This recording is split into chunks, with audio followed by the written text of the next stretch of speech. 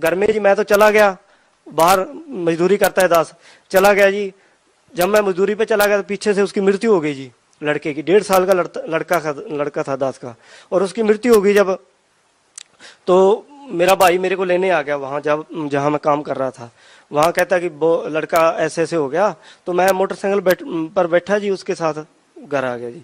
घर आके जब मैंने देखा जी, उसकी स्थिति देखी, तो हाहाकार मच रही थी। आस पड़ोस वाले भी इकट्ठे हुए, सभी ऐसे अफसोस मना रहे थे। कोई तो कह रहा था कि तूने देवी देवते छोड़ दिए, ऐसे हो गया, तूने ऐसा कर दिया, तूने गुरुद्वारा में जाना छोड़ दिया, तभी ऐसा हो गया।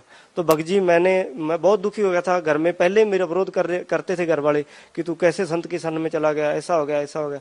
तो वो बच्चे की लाश लेकर मैं गया जी, गांव का डॉक्टर है, उसके पास गया। उसको मेरा भाई ज्यादा कहने लग गया कि तू उसके पास ले चल। तो मैं घर से वहां ले गया जी उसको। डॉक्टर ने चेक किया जी उसको, और कहता कि इसको घर में ले जा, इसमें श्वास नहीं है। और मैं घर में आते आते ऐसे रखा बच्चे को।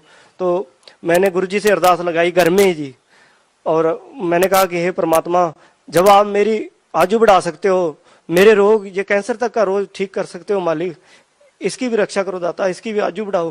हे परमात्मा, मेरे सतगुरुदेव ने तेरी दया करी मेरे मन।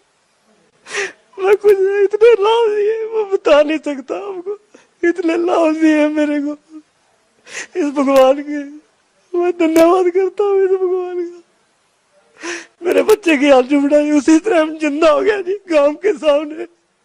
सभी देख रहे, जितने मेरे को गालियां देते थे उस ग्राम में, वो कहने लगे कि आपके संत में बहुत शक्ति है, वो पूर्ण संत है। आज मेरे गुरुजी की कोई निंदा नहीं करता मेरे गांव में। मेरे को इतने लाभ हुए जी, मेरे कैंसर का रोग ठीक किया, मेरी आयु बढ़ाई मेरे परमात्मा ने।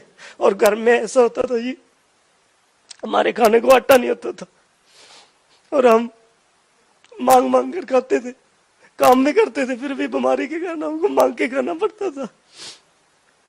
जब से मैंने नाम लिया, मालिक ने बहुत सुख दिए। एक दिन मैं सेवा पे आया हुआ था जी, पुस्तक सेवा बठिंडे में। और जब मैं घर में गया तो मेरे को किसी ने मजदूरी पे नहीं लगाया 2 दिन 3 दिन। और घर में घी भी नहीं था, ना आटा था, ना कोई खांड चीनी थी। और भक्तमती कहने लगी कि आपने घर में आटा भी नहीं है, और ना कोई चीनी है, ना कोई खाने पीने की वस्तु कोई नहीं है। तो मैंने कहा कि गुरुजी कहते हैं ना वाणी में कि मांगन गए सो मर गए।